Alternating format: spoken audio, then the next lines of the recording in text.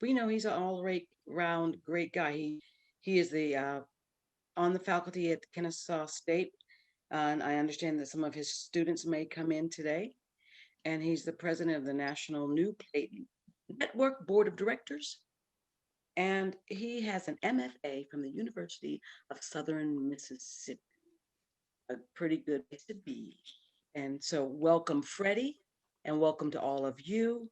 Um, and I'm going to turn it over to you, Freddie, so that you can do your thing. I'm very excited. What? Thank you, Brenda. And of course, I think of all the people I know in this group, I actually probably go back the farthest with Brenda Porter, because Brenda was the director of the very first audition I ever went to in Atlanta before I even moved here at the Mm, Academy Theater for one of the touring shows. And I remember how really? nice you were and how kind you were in the audition. And that was in, I think, 1998 or 9. And And I've changed. I've become me oh, now. oh, absolutely, to be Yes. feared for sure. Let's Um, not. Yeah. anyway, well, thanks all for being here. This is a subject that I am really excited to talk about, and I think it will be something of great relevance to anyone who is a Suzi judge, but also to anyone who is experiencing art. What we're going to do is I'm going to put up a PowerPoint. If you have questions along the way, feel free to type them in the chat, and Brenda will bring them to my attention as we go. Um, Also, at the end, we'll also have a big opportunity for some discussion. I probably will move a little quickly to make sure that we do have plenty of time to discuss, and there is quite a bit of material to get through. Also, if you're not in the mood for taking notes, I'll also show you at the end of this presentation how you can get access to resources around this system that I'm going to be talking about today. So we are talking about Aesthetic Perspectives, which is a resource from Animating Democracy. That's a program of Americans for the Arts. Um, Americans for the Arts is one of the largest arts advocacy organizations in the country. And this initiative works to advance understanding among practitioners, funders, other stakeholders of the social impact of arts-based civic engagement and social change. So the goals of this program, Animating Democracy, are to coalesce knowledge and advance learning among practitioners, researchers, evaluators, and funders, to strengthen the capacity of practitioners to assess and describe civic and social outcomes, to position the arts as valid and viable contributors to civic engagement and social change. Oh, sorry, I went through that one a little more quickly just to give everyone a chance to look at that. So basically what this is saying is we're trying to figure out ways to look at art that is having an impact on society, that is instigating change of some kind, or that is operating at a civic level. So the system within this that we're talking about is called aesthetic perspectives. And this language comes from Animating Democracy, the organization. Art at the intersection of artistic creation and civic engagement, community development, and justice can often challenge the conventional terms by which creative work is described and assessed. I think many of us have had the experience of seeing something that was new to us or comes out of a different culture or lived experience than our own. And sometimes we can throw up barriers inadvertently to these experiences. And so we're looking at ways of interrupting those barriers and breaking them down. And evaluative language often inadequately considers the unique qualities that make for strong arts for change projects. So if the goal of a piece of work is to have social impact or operate on a civic level, sometimes the ways we talk about plays critically or the way we engage with them critically don't quite cover it. And that's what this system seeks to remedy. So why do we do this? It's because some objective considerations are relevant to a diverse spectrum, color, shape, line, etc. These are objective things you can look at in a piece of work. But the systems for valuing and interpreting them may carry a history of hierarchy, ethnocentrism, and colonial dominance. And so, if a work is from outside the lived experience that we know as dominant, it can be very challenging to engage with it fully.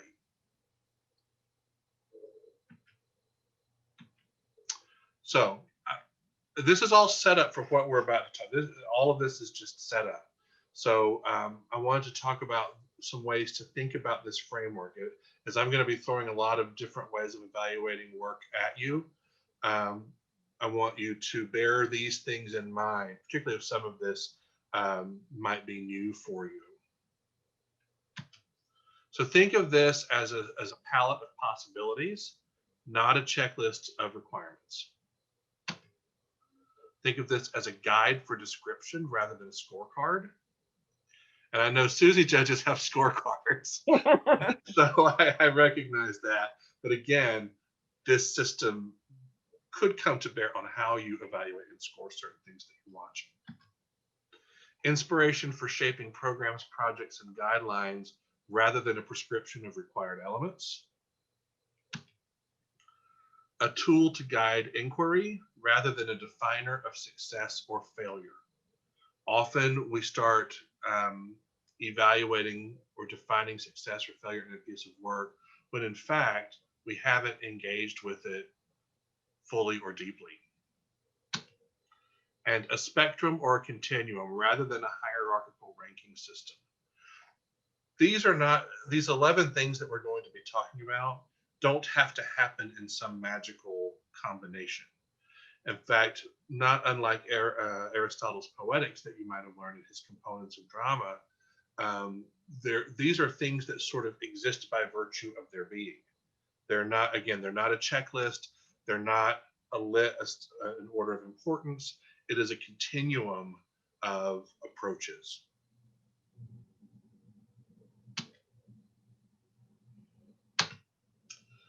So in addition to assessing art for change, that is work that has been specifically created to engender social change.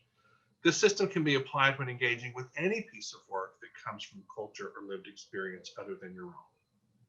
And I say piece of work, you can talk about this with music, dance, visual art, any of the art forms. But of course, I know we're focusing on theater today. Culture and lived experience have an enormous impact on aesthetics, structure, character development, and many other components to a piece of work. It is really important to bear that in mind. I know I saw Beverly Austin in here, so she can remember when Angela Schiller and I did a class with working title playwrights when we talked about it. If y'all don't know Angela Schiller, she's one of the great theater scholars I've ever known, and we are very lucky to have her in Atlanta. But we talked about how culture has an impact on form and on aesthetics, and how work that comes from non-Western centric cultures, non-white cultures, non-majority cultures may play, frankly, by a different set of rules or styles. Not all cultures and lived experiences are European, though our dominant systems of evaluation are built entirely on Eurocentric ideas and ideals. As I mentioned Aristotle a moment ago, Aristotle, of course, who wrote the Poetics, which is the basis by which we form so many of our judgments on how a piece of work is crafted, is a Western European guy, right? A male Eurocentric point of view. And I think most of us who have been trained in theater have learned to look at work through the lens of Aristotle. Now, that is not to say that Aristotle is bad necessarily. I still teach Aristotle, and I look at a lot of my own work through the Aristotelian lens. But that is because a lot of the work that I do is Western centric in nature, and those are applicable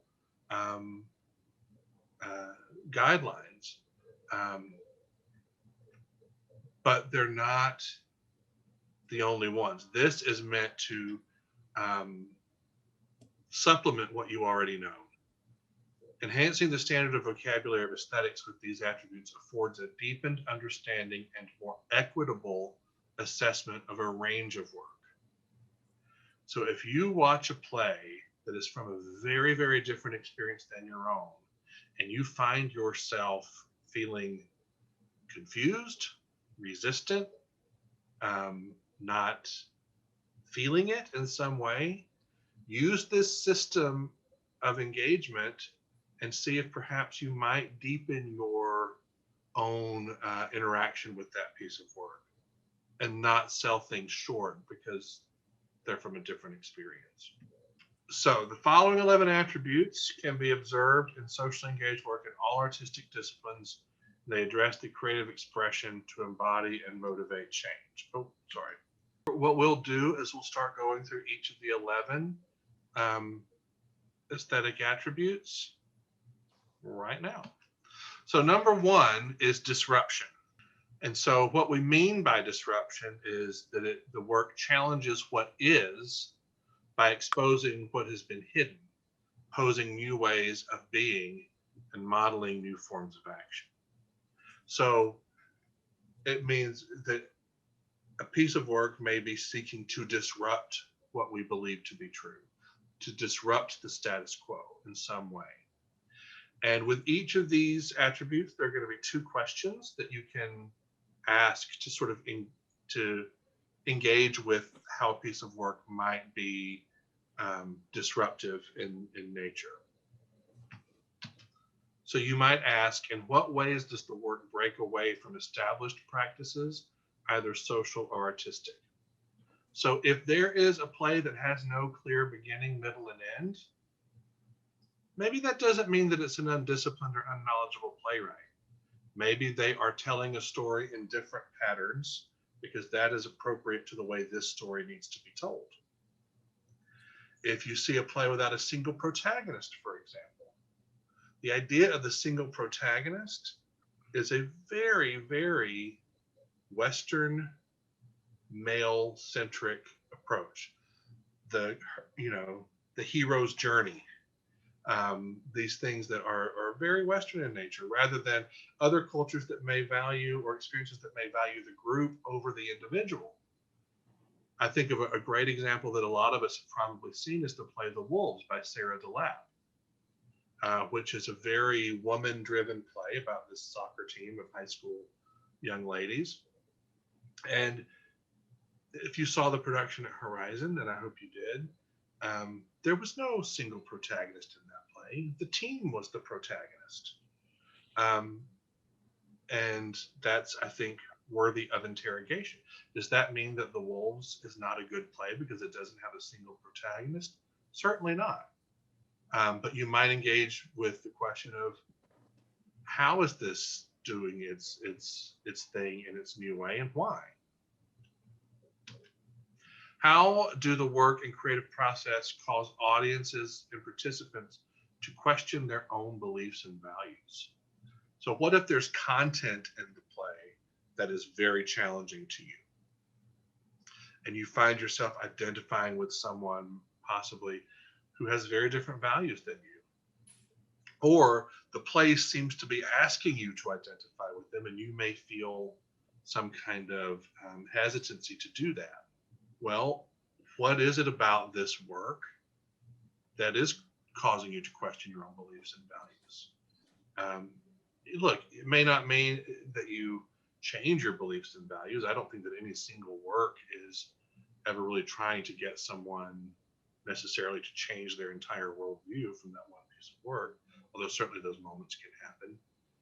But by forcing yourself, or even not forcing, but giving yourself permission to kind of step outside of your own experience and try to look at how your beliefs and values relate to the beliefs and values in the work, that can be a really healthy exercise. It can open you up to the work in a new way.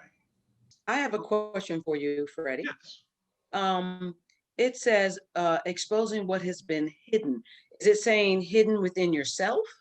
Is that what it's saying?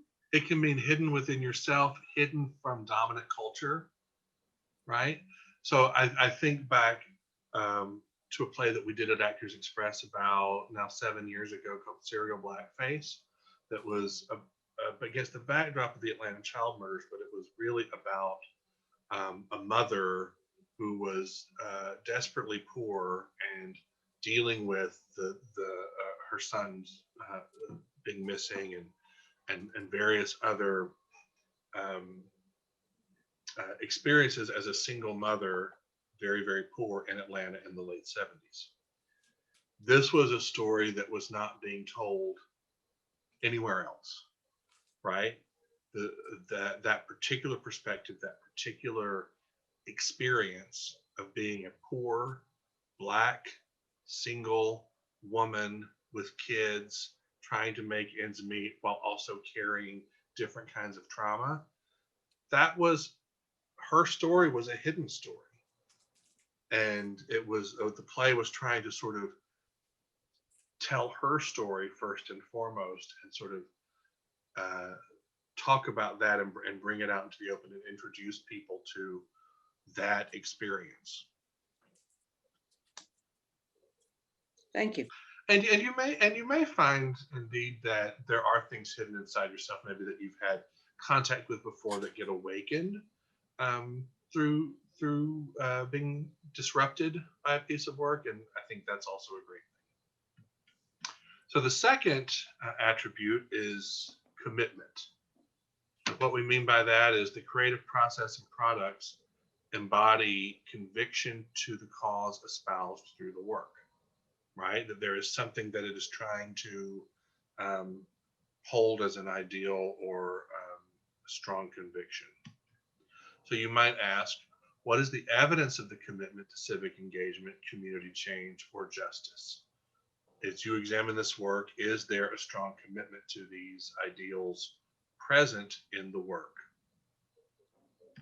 And further, you might also ask, to what extent is that commitment a clear underpinning of the creative work? Is that the central um, glue that binds the work together? Is that sense of conviction and um, social change or civic engagement? Is that something that one might pick up more subtly through the work, that it's not front and center, but it's embedded somehow in the play? Um, Engage with that. That you could find any number of combinations of that in any respective piece of work.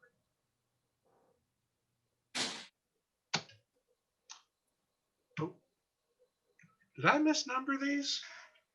Oh my goodness. Did I skip number 3? You did. Oh my Lord. I love him. He's so sweet. Oh my gosh. I went over this PowerPoint 4 times. Hang on just a sec.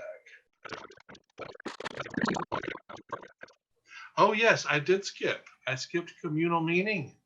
Good Lord. Um, so unfortunately, I don't have a slide.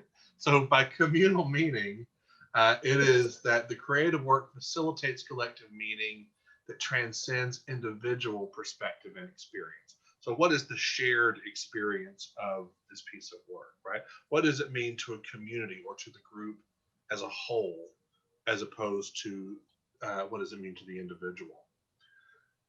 So the questions you might ask for that are, in what ways does the work reflect purposeful relationship among stakeholders and participants?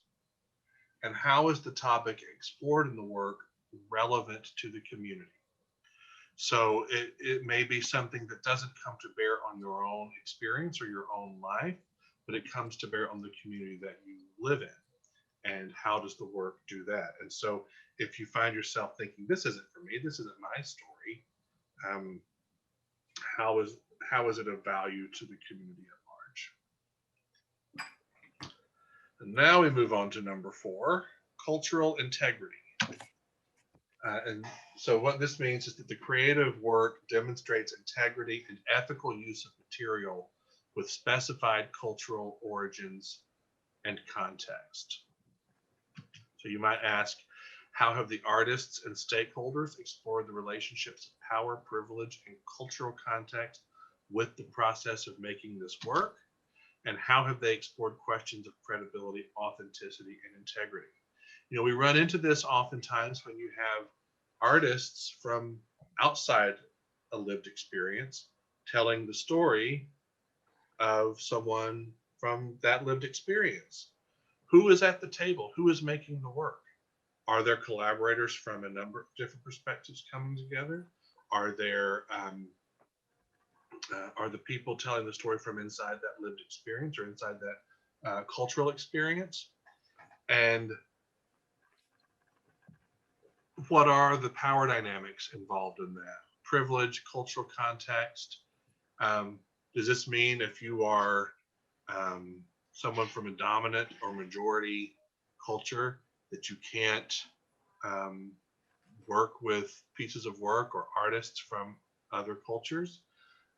Not necessarily, but if you are coming into the process as someone from a position of privilege, you would do well to ask yourself how that privilege is coming to bear on how you're interpreting the work.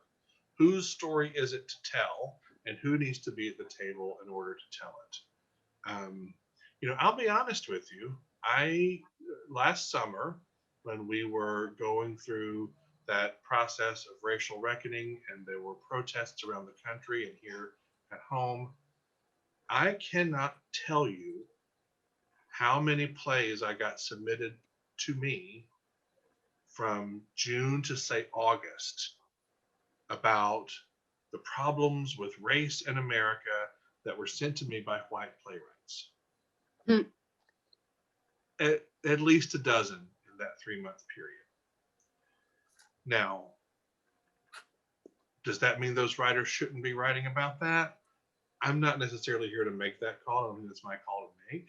But what I did feel every time I read one of those submissions or one of the emails, I didn't read a lot of the script, I'm going to be honest with you. There was this sense of, I have the answers. Thank God I'm here to explore this serious problem. And I thought, well, that's just not where we are right now. Certainly not where I am. I don't need your perspective at the moment, right? What I need to hear is the perspective of those who have the story to tell, who feel moved to tell the story from inside their own experience.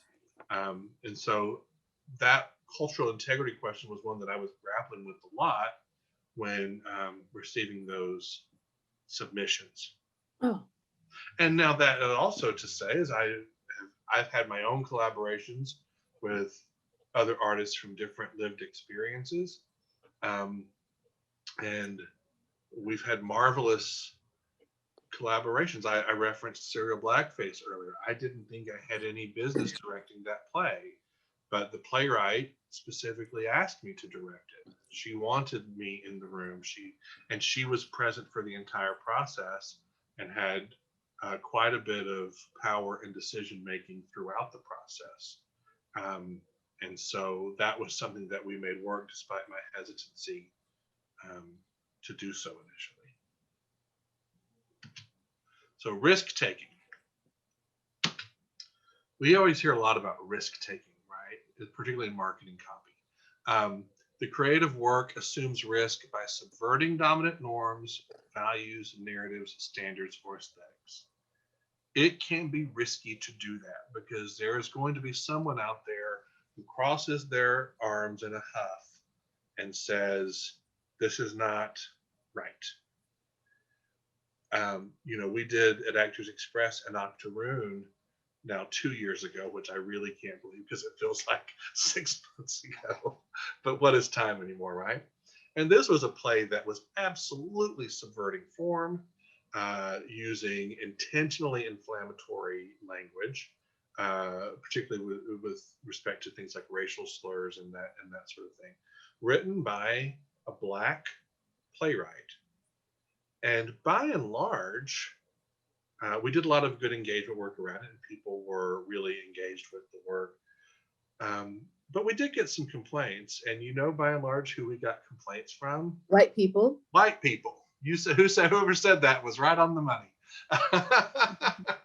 And it was interesting to me how there was a hesitancy, or maybe a fear, or maybe unwillingness, or maybe any number of reasons why different people had difficulty um, engaging with those risks that that play was taking. And I do think they were pretty big risks for Brandon Jacobs Jenkins to undertake. So you might ask, how does the work take risks of form, content, or medium? What about this work is risk, right? The marketing copy has told you it's risky, it's edgy. You know, what does that mean? Have they really subverted storytelling form? Are they using really challenging content? It asks for medium. You know, are they telling the story of the founding fathers by using hip hop? Right? That's a risk. That's a subversion of form. That is not something that's intentional anachronism, right? And there can be risk with those kinds of things. I don't think anybody would have told Lin-Manuel Miranda when he read the Chernoff biography of Alexander Hamilton that it was, of course, a hip hop musical would be the only way to tell that story. And yet it turned out to be something of a cultural revolution. And what is the point of risk taking? In what ways does it advance a meaningful purpose or idea? You know, sometimes risk can seem gratuitous. Sometimes risk can seem like risk for its own sake. And I think that there can be those criticisms, particularly from folks engaging with the work who might be somewhat risk averse themselves. And so if you are encountering something that feels risky or feels jarring or feels different to you, you really need to ask, well, what's the point? Why are they doing this? And really ask that question to get an answer. Don't ask it rhetorically as if to imply that it had no point other than its own risk. Really engage deeply with that. Think about what those risks are and why they were taken. And you might be surprised by what you uncover. Number 6, emotional experience. So Arts for Change facilitates a productive movement between the heart space and the head space of civic and social issues. I've always believed this to be true, that the best way for work to get to the head is through the heart. I believe that completely, and I think that's what I've tried to bring to a lot of the work that I do, is understanding what the emotional experience of it can be. What is the heart space that it occupies? And then how does that translate or move to the headspace? So you might ask, in what ways does the work elicit emotional responses? That seems like a pretty straightforward thing, right? We generally expect some kind of emotional reaction when we encounter a piece of work. So in what ways does this work seek to do that? And how does the emotional response function in relation to the social justice or change-making focus of the work? So if there is serious social change driving the impulse for this work to exist, how does that relate to, engender, or get supported by the emotional response that the work is eliciting? And that emotional response could be tears and pathos, or it could be anger, it could be confusion. I remember during an Octoroon in particular, the second preview, a woman sitting behind me who was there by herself.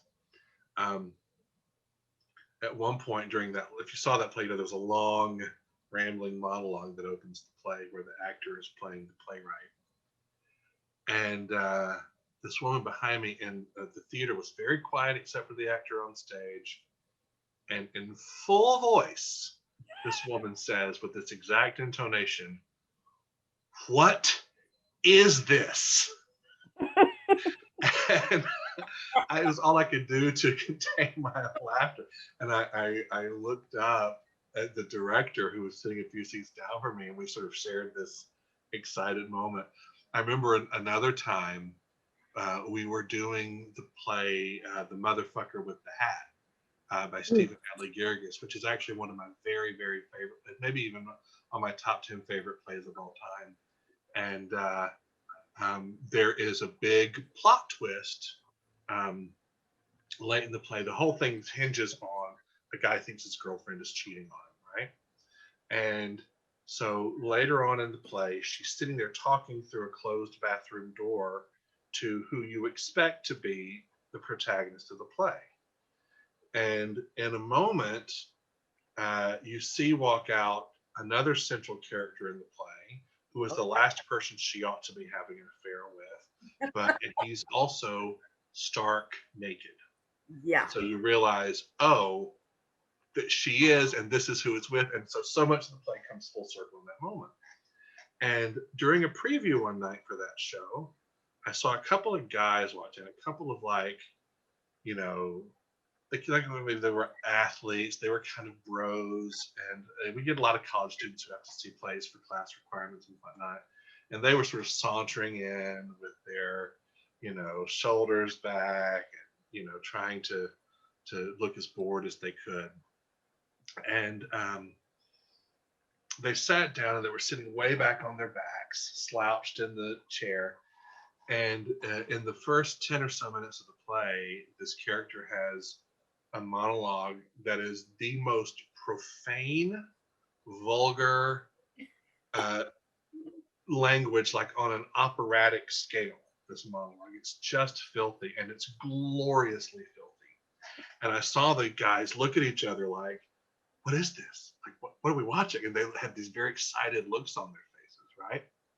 And I think they must have thought this is a play. It's going to be boring. It's going to be something for like old people. And so suddenly this person is just spewing, profanity in a very funny and great piece of writing. And so I noticed throughout the play, they've gone from sitting on their backs to sitting up straight, then to sitting forward to leaning forward. There's a play, which was thrilling to me, right? I was sitting about 4 rows behind them. And at the moment when the big reveal comes out and Neil Gant walked out onto that stage as naked as the day he was born, I mean, this young man, one of the young men, leapt from his seat, never made a noise, but standing full up, he leapt to his feet and went, and you could see me. And oh my God. to this day, that is my favorite reaction I've ever seen from an audience member to a piece of work. And so that was an emotional reaction of, I think, exhilaration for him, right? That this plot twist was satisfying, it was shocking, it was unexpected, it was really interrupting a lot of what his expectations were for that piece of work. And I think that we should all sort of be in touch with ourselves, not only in the emotional reactions that we're having, but understanding what the emotional reaction that the work is trying to elicit. Sensory experience, number 7. So vivid sensations deepen the experience of the creative work and heighten the power of its messages and the potential for change. You might ask, how does the work highlight or challenge sensory expectations? And how do the sensory responses relate to the social, civic, or justice intentions of the work? Maybe there are really rapid fire images. Maybe there's really loud music. Maybe there's a prolonged use of silence. Maybe there are visual images that are disturbing, like with an octoroon when the actor paints himself into whiteface and the other actors paint themselves into blackface and redface. And that is a sensory experience that is meant to invoke an exploration of why those images are why they exist in our history to start with, and also what meaning they have had, and how they still carry a lot of power and potential for harm. So that sensory experience is Okay. something that can really be connected to those intentions of the work, those social, civic, or justice intentions. So number 8 is openness. The creative work deepens impact by remaining open, fluid, transparent, subject to influence, and able to hold contradiction. That's my favorite one, able to hold contradiction.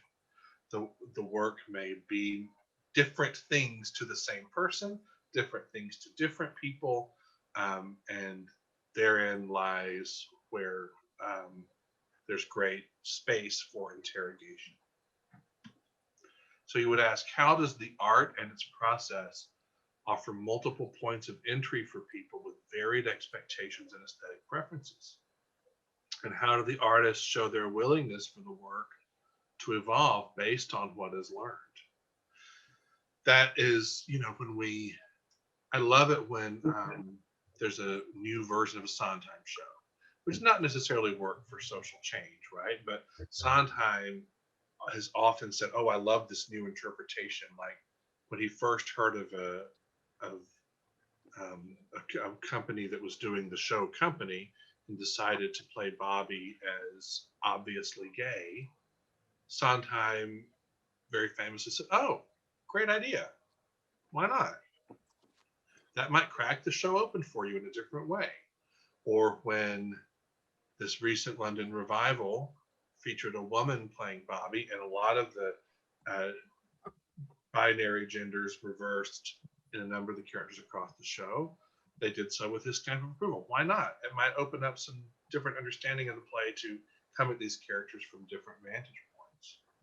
I think that's something that can be very interesting to see as a piece of work might remain fixed in some ways, but open to interpretation in different ways. But then, how does it engage with people from varied experiences? If you are someone who is from within the lived experience that the play comes from, you're going to have a very different experience with that piece of work than someone from outside that experience. If it's a musical and you are generally predisposed to loving a musical, you're going to be coming into that with different expectations than someone who may not love musicals as a personal preference. So, how is the work trying to engage with all of those people? I often say part of what I love about what I do is that how I'm always thinking about what is the individual experience of any given piece of work, and also what is the shared experience of it. And we talked about communal meaning before, but what is that individual meaning for every person who's sitting in there, and how that can be very different.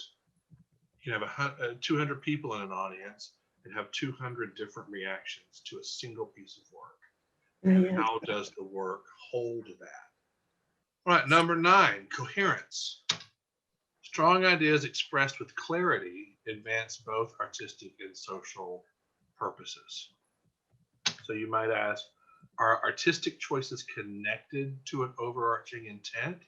And if so, in what ways? And is there a meaningful connection between medium and message? So to what extent is the message or the idea expressed in the work clarified?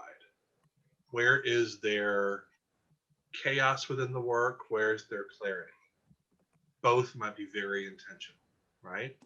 And in what ways can you find chaos? Can you find clarity out of the chaos? I think of Adrian Kennedy's play, The Funny House of a Negro, which is one of the landmark plays of American drama, a very absurd play from the 1960s that takes place largely inside the central character's mind. And it can be a very difficult play to encounter with very contradictory and dreamlike images, but that ultimately you find a real clear takeaway from the play, that what it must be to live in her mind, what is her experience day to day, and that's reflected in the sort of chaotic structure of the play. And, is there meaningful connection between medium and message? And, what are those connections? Why was this told in this way? And does that help pull its message or idea to the forefront? 10, resourcefulness. Imaginative use of available resources drives artistic innovation and demonstrates responsible social and environmental practice. So you might ask yourself, how does the use of resources engage the audience's imagination and enhance their participation? How does the work demonstrate creativity in maximizing the possibilities of the human, social, financial, and physical resources available? I know this has often, frankly, been a hot button topic within the Suzis, particularly as we have a number of theaters around town who have wildly different physical resources available to them, whether it's money, space, human resources. And how do you look at a piece of work that is under resourced, and have the artists made um, the best possible use of those resources? And indeed, is there maybe an environmentally conscious reason why they don't want to use a lot of stuff? There's a big green movement happening in our industry right now. A lot of people who find the work that we do to be pretty wasteful, and indeed it is. Um, so perhaps there are reasons why a piece of work may appear to be scaled back, and how does that mesh with your experience with the work, and how do you discern the difference so that you're not necessarily blinded by a musical that had $1 million spent on it when something that had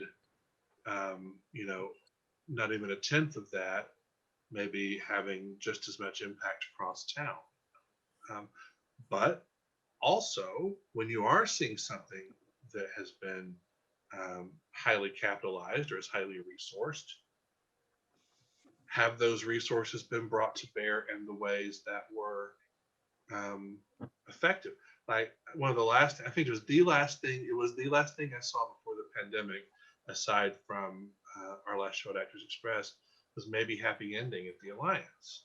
Mm. It was, for me, as magical and transforming a piece of theater as I've ever experienced. And I walked out of that theater thinking, I don't think there was any other way to tell the story. Maybe there will be at other times, and maybe other people who do the play subsequently might have approaches that aren't so high tech. But for me, that high tech approach just framed the work in such a beautiful way that it became essential and necessary in that moment. So engage with that. Ask yourself how the resources are being used. It's not even necessarily a question of, did this have enough resources? Did this have too much resources? How are the resources available being utilized? So that some people have a bias against the big players with a lot of money. Some people have a bias against the small players with not a lot of money. The amount of resources isn't the point ultimately in this exercise. It's how they're being used and to their fullest possible extent. And finally, I think this actually might be my favorite one, stickiness. The creative work achieves sustained resonance, impact, or value. So is the creative work part of an overall strategy addressing civic or social change that supports continued engagement on the issue? Are you going to be engaging with these issues long after the play closes? And after the experience, what do people remember about the work? So what literally sticks with you after the work is over? Maybe it's a particular image. Maybe it's a moment between two actors.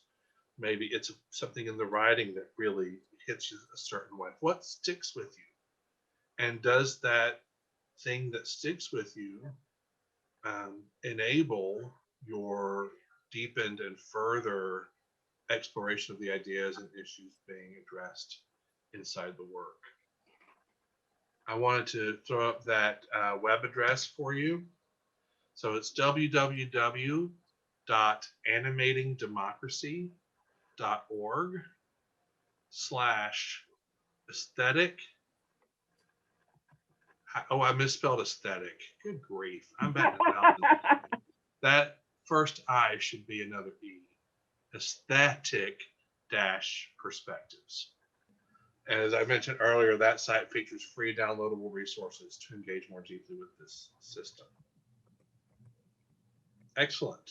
So that's it for the slideshow. I know that was a lot of words coming at you in a fairly condensed period of time.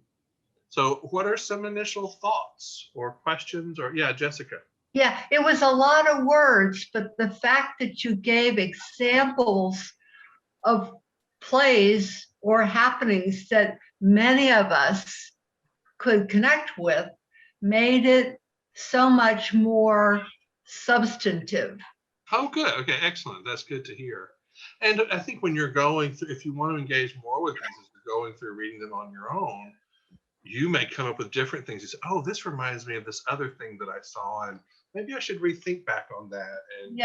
And maybe your opinion of it will get reinforced. Maybe it will change, or something in the middle. But I think it's just to me, it's a good system for particularly engaging with work that you're not necessarily going to be predisposed to enjoy or connect with.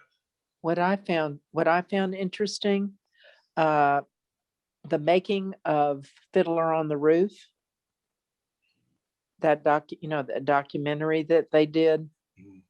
I was thinking about that when you first started, thinking how is he going to relate it to that, is finding the universal themes, but you pushed it another direction where you don't have to find a universal theme, but you still have to find a connection. Well, right, and I actually, I love that you brought that up too, because I was actually having a conversation about 3 years ago. I've got a good friend named Evren Ajkin, who is the associate AD at the Oregon Shakespeare Festival, and Evren grew up in Turkey and moved to the States when he was 18 to go to college, and at conferences, he and I always end up having a drink and some really great conversations. And I remember once we were in Philadelphia at a conference, and we were standing in the lobby of a theater, and we were talking about some of these very things about universality in work. And he said, "I want to ban the word universal from the American theater." He said, because what it has come to mean from my vantage point as a non-white, non-American, gay, whatever other otherness he's embodying is digestible for white people, right? That it's accessible to the dominant culture. And I thought that was a very interesting approach. And I've thought a lot about that and what he meant by that in these intervening years. And I do think when universality is really taken in its purest way, I've often found that the best way to the universal is by being more granularly drilled down into a specific experience. So something like Fiddler on the Roof, which is so steeped in the culture of being Russian Jews, it doesn't need to get explained to a non-Jewish audience, right? And yet there are practices and customs and words and all sorts of relationship dynamics and community dynamics that are completely new to people who don't have that experience. And yet the work doesn't have to sort of explain it away. You know what I mean? So I think that those are I love going into a piece of work that is just so drilled down to a particular experience that you can't help but start asking, how does this relate to my life? How does this relate to my community and the people I know? Other thoughts or questions? I hesitate to bring this up because I think art for social change is so important. But as you were going through the 11 items, I was thinking that some of them are useful in looking at work that isn't particularly for social change. It's just work that's different from me. Well, exactly right. And in fact, I made that point earlier in the demonstration because a Oh. lot of I missed it. Sorry. well, no, but you're I think you're dead right that a lot of work that comes from inside of the experience of their own isn't necessarily trying to advance a cause, trying to advance a message. It just is itself and of its own experience. Mhm. And so, absolutely, these things can help us find our way into those when we maybe are confused. Like maybe, yeah, you're seeing a play that has nothing to do with your life or anything that you've ever known, but these can really help you get inside that. I couldn't. In fact, that section that I added about that is not in Animating Democracy's materials, but I believe that very strongly, so I added that myself. So I'm very glad that you picked up on that. Mary Lynn, I think you were going to say something as well. Yeah, I like this because I've been sitting around wondering what are we going to be looking at? How do you do that? And I thought about when the resources came up. My favorite award we ever gave was to the trestle over Popelet Creek, which was, and it was the same guys that did K2, that they put something together that made it just such a fabulous immersive experience. It was made with telephone poles and it just sat there and nobody climbed it, nobody jumped off of it, but it said what was meant by the whole thing. And it wasn't, it didn't take a lot of money, you know? Well, absolutely. In fact, I was talking to Kate when we were, discussing this up front. Two of my favorite experiences I've ever had. One was directing A Man of No Importance at Theater Gale, which had a budget of, oh gosh, a couple of bucks, and it's still to this day one of the best things I've ever worked on. And then when Kate was AD at Dad's Garage, she hired me to do one of their backstage shows. And I hope I'm not telling tales out of school, but I made $200 to direct that show. It is the least I've ever been paid to direct a full production in my entire life. And it was, again, maybe in one of the top 10 best things I've ever worked on. And one of the biggest hits, and it was in all the top 10 lists and stuff. And it was like, yeah, you don't have to have all those resources. But then on the flip side of that, again, maybe Happy Endings at the Alliance, they were the right theater, the right space, the right organization, the right resources to hold that piece of work as beautifully as they did. And so I think you have to look at that entire continuum. Again, how are those resources being used? And I agree with you, particularly too, Mary Lynn, on the Trestle at Popelet Creek. That was one of the most beautiful and evocative sets I've ever seen in this city. I remember walking into that. It was like a old school. Yeah, it was a little old schoolhouse. Yeah. Yeah, and you walked in and there was that dramatic, it was just gorgeous, beautiful. Yeah. So then my question goes to, well, here are 11 things to think about. Is that going to make a rubric? Well, it sounds like you almost have to talk about a play afterwards. You would have to have, for instance, no more than 10 judges that could actually sit down and see how this filled in or what. I mean, it's very, very, it's an interesting thing. And I think all of these are things that should be considered. And judging being judging, do we judge or do we not? But yeah, I think they're worth considering. I think they have to be considered in discussion almost. Yes. Just if not to choose the best maybe, but just to talk to people about, I saw this. Oh, I didn't think of that. Because that's what it needs. It's an entry for going at something. I agree. And I certainly would leave it to the Suzi organization itself to determine how this may or may not get folded into any rubrics, or whether it should or whatever.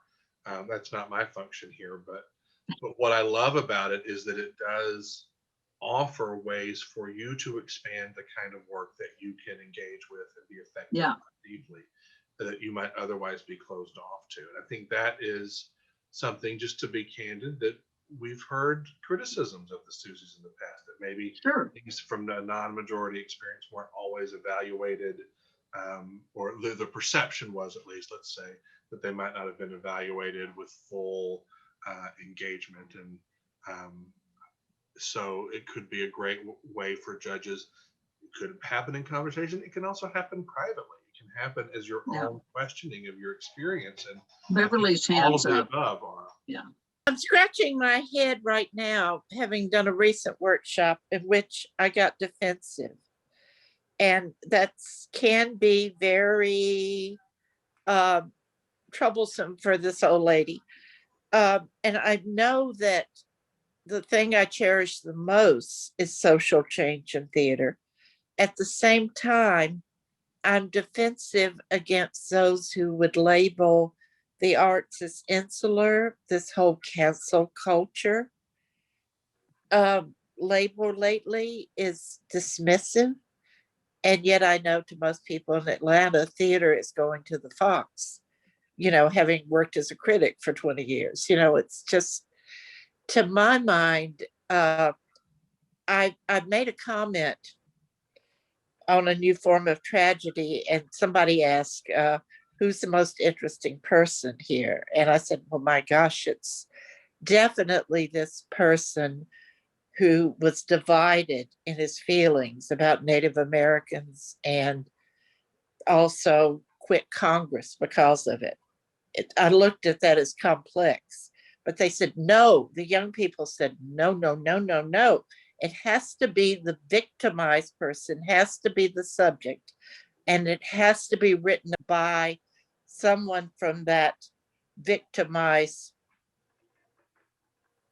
class caste person. So are we going to cancel ourselves out completely here from dealing with? I'm just curious all the time. As you look at the way the pendulum swings on these kinds of things, it goes back to that question of authenticity, and also who has the right to tell certain stories, who has ownership of certain narratives. And it is something that is, I think, especially on the minds of young people now, because they see that so often the stories of the oppressed and the underrepresented have been told by people from the dominant culture. And it's time that we hear the stories from their own experiences. Now, I don't know the play you're talking about, but certainly having a character who is in deep conflict, ethical conflict, moral conflict, I also think is generally a pretty interesting and compelling space to be in. And often I think work that is existing for social change or for civic engagement is going to feature someone in some sort of conflict. That's one of the things that in one of the bullet points is how it holds contradiction.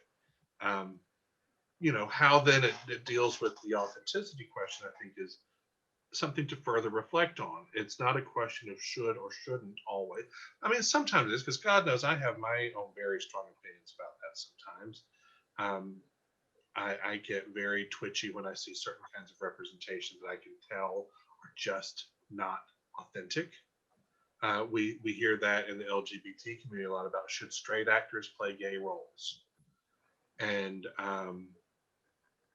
I tend not to deal in absolutes.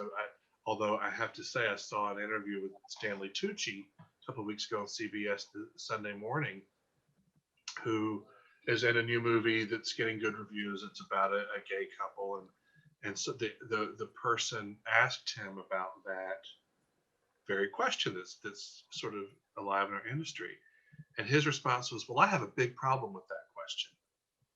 I'm an actor. I should play whoever I want." And I thought, well, that's a really shitty fucking answer. I'm sorry. He is a great actor, and I love him, and I may see that movie. I don't think that only gay actors can play gay characters, right? But I think that it is a question that bears asking, particularly as it comes to bear on the authenticity of the experience. And so the kissing always sucks and straight people play gay. Well, I guess that's also one way of looking at it. But I think it's about, again, what is the authenticity here?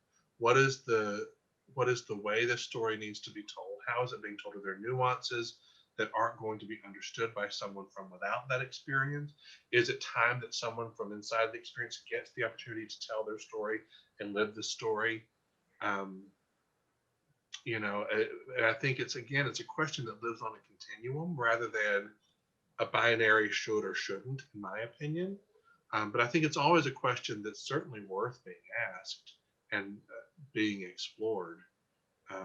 And I do think that sometimes this can be generational. When I think about when I see how some of my students or people who are interns at my theater, how they are coming at some of these questions can be very different than someone like me or someone from another generation from before me even. So again, I would not tend to put it onto a stark right or wrong binary, but just as a way of further engaging with the questions themselves. So I had a couple of questions. One, because you were talking about from perspective, Freddie, and to be honest, I do struggle a little bit with this in terms of, because most of what I write about has to do with civil rights and social issues, because that's what I feel, that's what interests me, that's what that's at the intersection of my heart and art. So having said that, I'm a generally speaking looked upon as a white person, and so my question is, do you feel that if what is being written is specifically meant as an education or entertainment or information, all incorporated into that, directed more at a white audience, can racial issues be discussed in that context? And then I have a second question. So I'll let you start with that one though. Well, I mean, look, again, I think we tend to think of these questions in binary terms. And I, again, would just sort of look to how that question exists on a continuum. As you say, what is the point of the story? How is identity woven into the story? Who should be telling this story, from inside which experience? Am I going to sit here and tell you, Tony, stop writing anything that has to do with civil rights? I'm not going to do that today. But I would say let's try to get away from the binary of yes, no, should, shouldn't, and think about, well, am I the right person to tell this story? Maybe I am in this case, and maybe I'm not in this case. And I think that bears reflection, and there's some responsibility on the part of the artist there, but then also know that it is going to be in whatever audience for this work, whether it's a reader or an observer, they're going to engage with that very same question. So I think that it's something to be very, very thoughtful and deliberate about. Let me give you an example. I've done a ton of research on a group called Daughters of the Confederacy. And there is a really fascinating story to be told.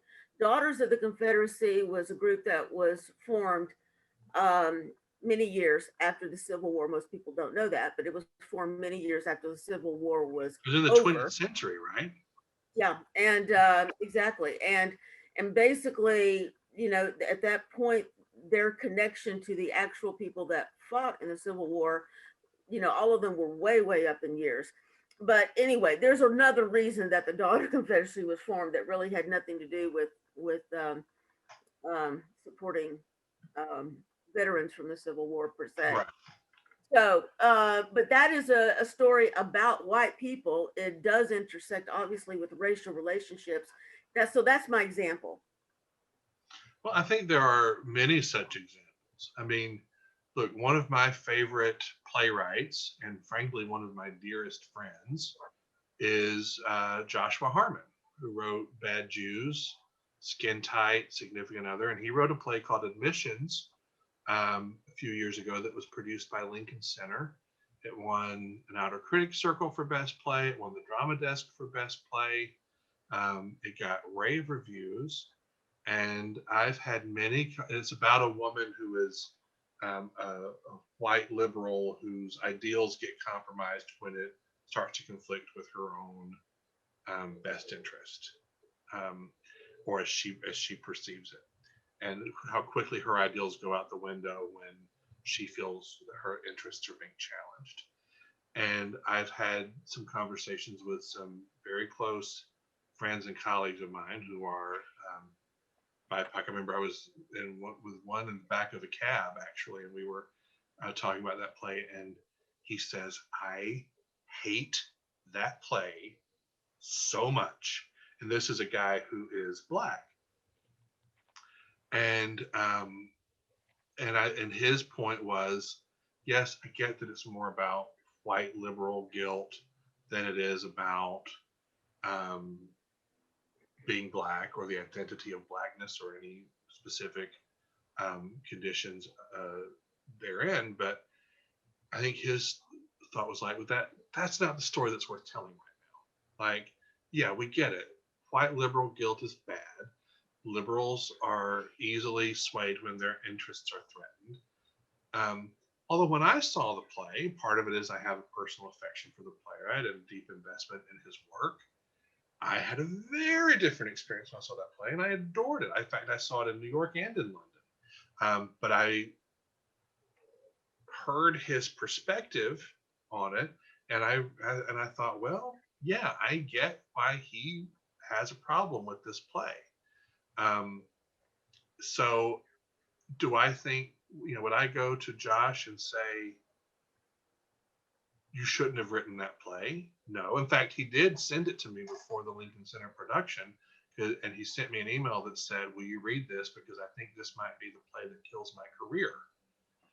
And I read it, and it was a very good play, beautifully structured, language is great. But I called him and I was like, here's the deal, Josh. This is before I'd had any conversations. It hadn't been produced yet. I said, the bottom line is there are going to be a lot of people who have a real hard time with this play, and you have to be ready for that. And for all these reasons, like whose story is this? Why is it you who's telling it, et cetera, et cetera, et cetera. And indeed, it did meet with a fair amount of controversy when it was open, and I think rightfully so. It should engender some passionate discourse and conversation. But if you're going to go there, you have to be ready for it and know that that's part of the territory that you're treading on. And but I think the more important thing is to really deeply engage with the question of what story am I telling? What story needs to be told? And am I the right person to tell it? In this case, with the example that you gave, Tony, maybe you are and maybe you aren't. Again, it's not for me to adjudicate that. That's for you as the artist to adjudicate and then see what the reactions are from folks and how the work is ultimately effective or not. And so again, I think getting away from thinking about it in a binary way is good.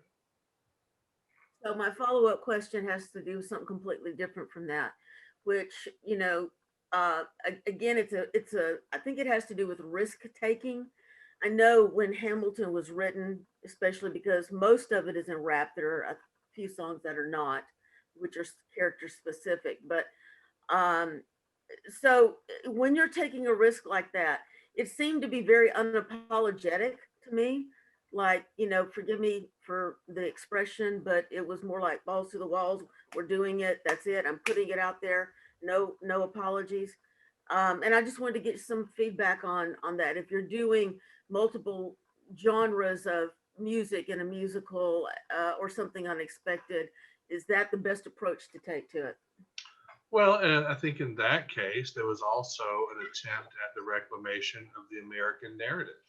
Mhm. and a narrative that is often told from the white male perspective that has defined the way we've learned about everything to do with our country. Mm. You know, we expect that everyone in the 50s was white, everything existed in black and white.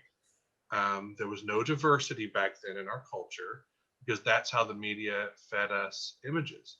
And in the case of Hamilton, you know, it's based, as I understand it. I can't speak for anyone else. I certainly can't speak for Lin-Manuel Miranda, but I understood at the time when I read interviews with him that there was something of a desire to reclaim a narrative from a non-white, non-majority perspective on the American experience. So in that instance, the decision to bring in anachronistic music styles and music styles that seem contradictory to the historically accurate milieu of the play uh, seemed quite intentional and inevitable.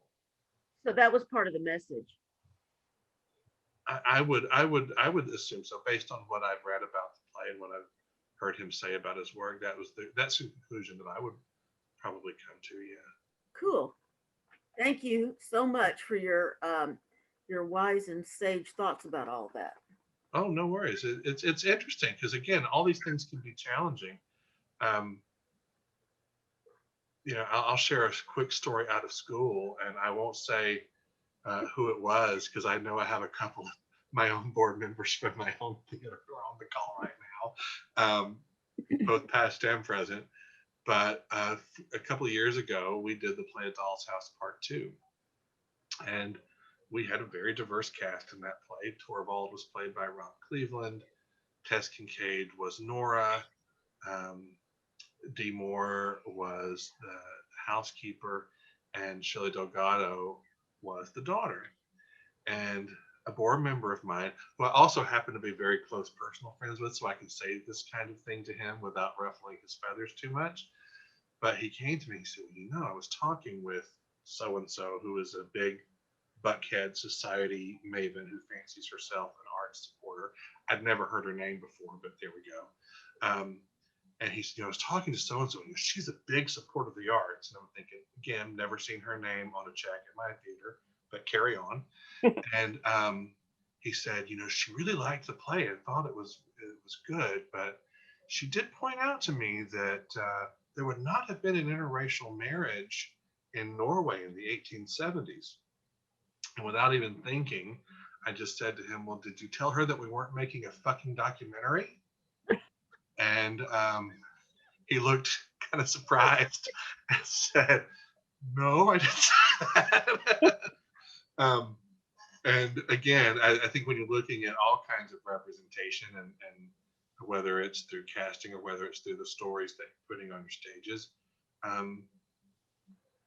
these are all questions to be asking. And I think, frankly, as we're looking at if Atlanta theaters are going to live up to their word in the way that they've all said they're going to live up to their word since last June, I think these are questions that are frankly going to start coming up a lot more often for Suzi judges.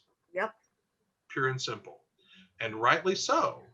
And so what I want and why I talked with Kate about doing this was just to offer some possible ways to meet that work halfway where it is.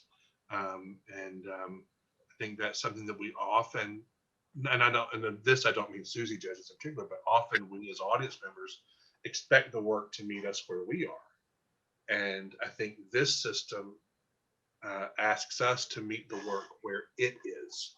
Mm-hmm. I think that's the crucial difference in a way of completely rethinking how we engage with work. I absolutely love that. I think that all of these 12 pieces, 12 minus number 3 things, or it's on the website. Don't worry. Okay, it's on the website. There you go. Will give us some wonderful tools to look at as we go to view, evaluate, judge, whatever we call it, the theater in town and how how we look at it and how we, just the idea that asking that question of why is it there? Not whether it offends me or I don't understand it, but why? I think that those are all really wonderful things. We have time for one last question. And then because we are at our time. Yes, Mary Lynn. Freddie, what was the play that you didn't do? Play that I didn't do. Josh's play that you didn't do. That was on Broadway. Well, the only one of his that's been on Broadway was Significant Other, and we did that play. No, I Admissions know. No, the one you were talking about. That's all. Admissions is the name of that play. Okay, that's the Yeah. one I wanted. It was off. It was downstairs at Lincoln Center. Oh, sorry. Oh, okay. Freddie, there were a couple people that came in late. They do want to know how to get the slideshow. They would love to get that. Yes, I'll read that email, that web address out for you again. The web address is www.animatingdemocracy.org/aesthetic perspectives. AESTHETIC-perspectives. I just want to, if we just take a moment and if everyone please applaud Freddie and thank him. Hey, well done, Freddie. Great material. I'm going to bow as much as I can. Sincerely, thank you, Freddie. Freddie. Thank you. Freddie is one of my longtime friends in Atlanta theater, in any theater, and I always feel a little smarter after I get to talk to Freddie for a while. And so when we were talking about how do we start to, this isn't political. This is about how do we make our work better? How do we serve the work better?